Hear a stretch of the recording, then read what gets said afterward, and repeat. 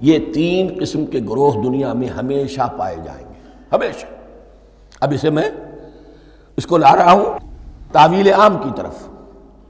جب بھی کبھی کوئی دعوت اٹھے گی انقلابی، ایک ہوتا ہے واعظ و نصیحت، ٹھیک ہے، جس نے بھی فائدہ اٹھایا اٹھا لیا۔ ایک ہوتی ہے دعوت انقلابی، وہ انقلابی دعوت کا ہدف ہوتا ہے نظام کو بدلنا۔ نظام بدلتا ہے تو ظاہر بات ہے کہ جو لوگ اس نظام میں جن کے ویسٹڈ انٹرسٹ ہیں اور جن کو پریولیجز حاصل ہیں، جن کے مفادات ہیں، وہ تو لازماً اپنے نظام کا تحفظ کریں گے۔ ٹکراؤ ہوگا، تصادم ہوگا، تصادم میں جانی نقصان بھی ہوگا، مالی نقصان بھی ہوگا۔ یہ گویا کہ کسی انقلابی دعوت کے لوازم ہیں۔ اگر یہ شے نہ ہو تو ان دعوت انقلابی ہے ہی نہیں۔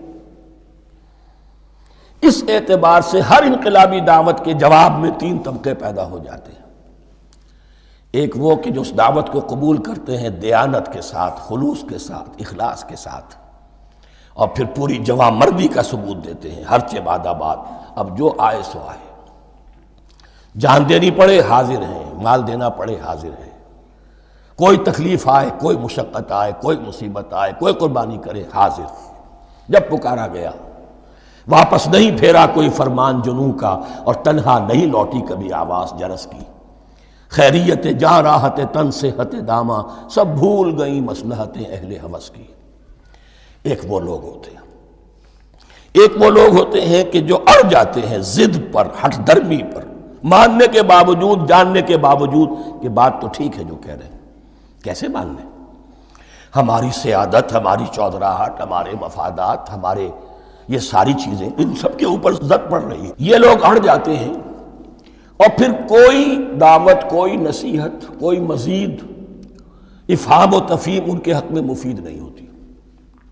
اس لیے کہ صحیح بات ہے جو کہتے ہیں کہ سوتے کو تو جگایا جا سکتا ہے، جاگتے کو کیسے جگائیں؟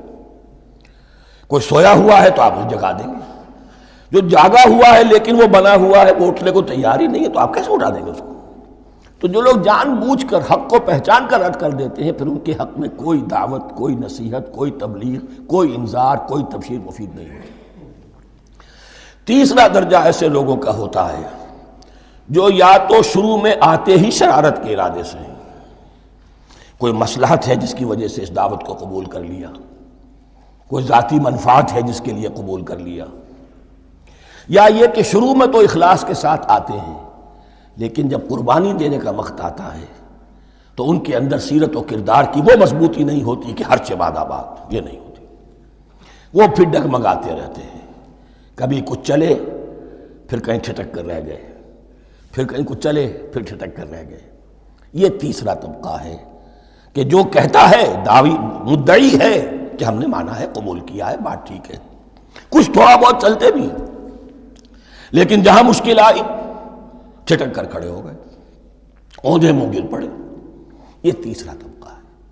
اس کے لیے لفظ ہمارے ہاں منافقین بھی ہے، لیکن اس رکوع میں آ کر ابھی ان 4 رکوعوں میں نہیں بلکہ سورہ بقرہ میں مکمل میں بھی کہیں نفاق کا لفظ نہیں آیا ہے، اس لیے کہ اسے مرض سے تعبیر کیا گیا۔